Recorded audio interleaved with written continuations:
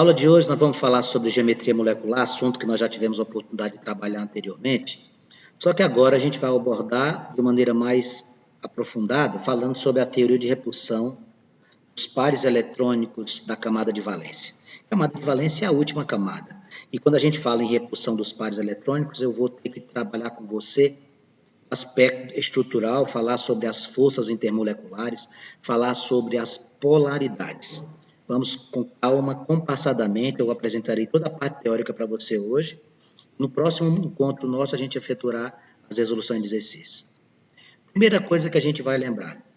Tivemos a oportunidade de dizer para você que a geometria pode se dar de várias formas. A gente tem geometria linear, a gente tem a geometria angular, a gente tem a geometria tetraédrica, a gente tem a trigonal plana, a gente tem a bipiramidal, tem a octaédrica, enfim, uma série de geometrias que trazem para nós o comportamento e a formação. Do que a geometria depende? Primeiro, do número de átomos. Segundo, da estrutura do elemento central. Quer ver um exemplo? Eu tenho um elemento químico que está no centro, com dois ligantes, sem nenhum elétron livre. Isso aqui é uma geometria linear. A mesma coisa se eu fizer com os mesmos números de elementos, porém com sobra de elétrons, o que é que vai acontecer? Eu vou estar diante de uma geometria angular. Então, eu vou ter que trabalhar com você essas duas formatações. Apresentar o número de átomos e apresentar a estrutura de cada um, tá bom? Ok? Eu vou fazer isso aqui agora. Vou mostrar para você compassadamente, tá? Vamos lá. Dois átomos, vamos relembrar. Quando eu tenho dois átomos, obrigatoriamente a geometria é linear. Dois átomos é geometria linear, não tem dúvida. Eu pego, por exemplo, oxigênio ligado com oxigênio, geometria linear. Hidrogênio ligado com bromo, geometria linear. Pronto. Dois átomos sempre irão me dar a mesma geometria. Se você tiver com três átomos, existe a possibilidade de geometria linear. Veja, três átomos, eu também posso ter uma geometria linear, desde o que não sobrar elétrons. Não sobrar elétrons. Não sobrar elétrons significa dizer que você vai montar uma estrutura com três átomos e não existirão pares de elétrons disponíveis para fazer ligações covalentes. Olha aqui um exemplo, ó. Dióxido de carbono. O carbono tem 4 elétrons, o oxigênio tem 6. Quando a gente faz a representação de Lewis, a gente encontra exatamente isso, ó. E a representação dele fica assim, 2 ligações covalentes para cada lado, formando 4 ligações covalentes normais, sem sobrar elétrons no elemento central. Quando eu tiver 3 átomos com o elemento central sem sobra, também será geometria linear. Se eu tiver 3 átomos e sobrarem elétrons, por exemplo, o caso mais clássico que é a água. O hidrogênio tem 1 elétron e o oxigênio tem 6. Aí eu faço isso, ó. Eu compartilho 2. Fico com hidrogênio, oxigênio, hidrogênio. Sobrando elétrons no oxigênio, ou seja, sobrando elétrons no elemento central. Eu vi agora no dióxido de carbono que sem sobra é linear. Com sobra de elétrons no elemento central, eu vou chamar essa estrutura de angular. Geometria angular. 4 átomos. Eu vou ter 2 situações. A primeira delas com 4 átomos. Eu raciocino sempre com o elemento central, tá? Aí você tem aqui os ligantes.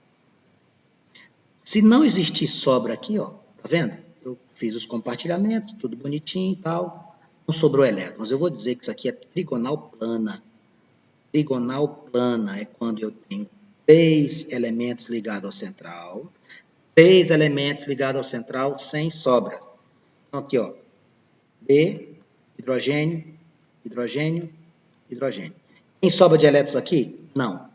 Essa estrutura será trigonal plana.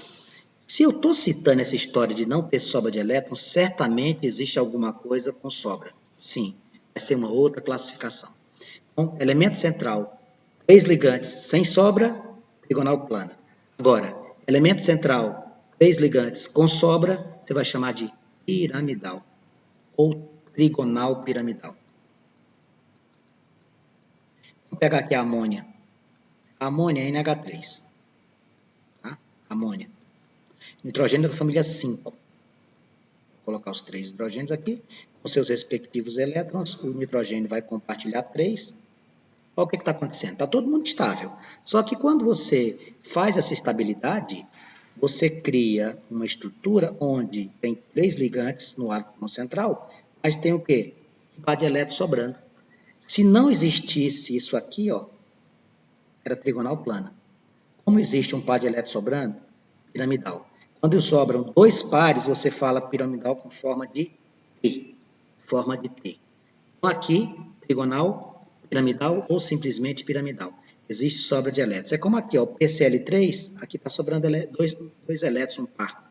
Isso aqui é geometria o quê? Piramidal trigonal, ou trigonal piramidal, ou simplesmente piramidal. Beleza? 5 átomos. Quando eu tenho 5 átomos, não haverá sobra de elétrons. Por quê? O elemento central, para fazer 4 ligações covalentes, vai dar 8. Olha o exemplo aqui do gás metano. Carbono, família 4A. Hidrogênio tem um elétron, ele vai compartilhar esse elétron com o carbono. Vai ficar assim, ó, um átomo central com 4 ligantes. Quando eu fizer um átomo central com 4 ligantes, eu vou estar diante de uma estrutura tetraédrica. Tetraédrica. Vamos para a próxima. 6 átomos. No caso de 6 átomos, um é central, e você liga esse átomo central a mais 5 átomos. Um átomo central com 5 ligantes, não tem sobra aqui. Essa estrutura você vai chamar de geometria e pirâmide trigonal. E pirâmide trigonal. 6 átomos, é o central com 5 ligantes. Sem sobra? Sem sobra. Como é que eu vou dar o nome? E pirâmide trigonal. Quando tem 4 ligantes, tetraédrica. Quando tem 3 ligantes, ou ela é piramidal ou ela é trigonal plana. Vai depender do quê? Sobra ou não de pares de elétrons no elemento central. O elemento central, ou átomo central, como queiram chamar, ele é fundamental nessa classificação. 7 átomos. 7 átomos, você vai ter um elemento central com 6 ligantes, ó.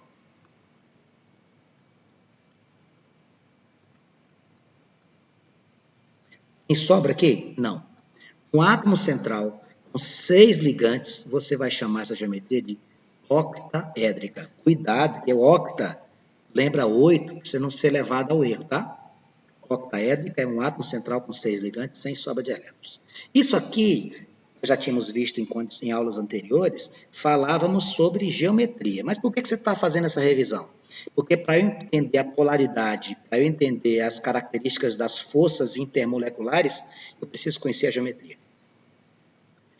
E o que é polaridade? Bom, quando eu falar em polaridade, eu vou ter que ir lá na tabela periódica e lembrar uma propriedade lá da tabela. Vamos ver se você lembra dela. Eletronegatividade. Antes eu lembro, claro que lembro. O que é eletronegatividade?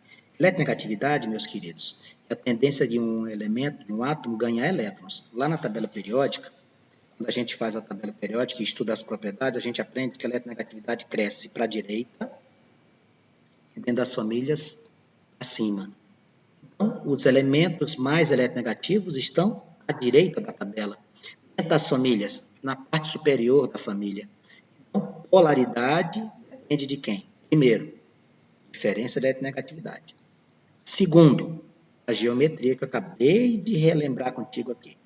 E terceiro, falar do momento bipolar. O que seria isso? Eu vou olhar para as estruturas e vou verificar a eletronegatividade dos átomos que envolvem essa estrutura. Se essas eletronegatividades forem próximas ou distantes, eu vou ter uma polaridade diferente. Eu vou classificar em moléculas polares e moléculas apolares. Molécula polar, molécula apolar. O que significa isso? Vou te mostrar na próxima ilustração. Quando é que eu vou ter uma molécula polar ou uma molécula apolar? Está aqui.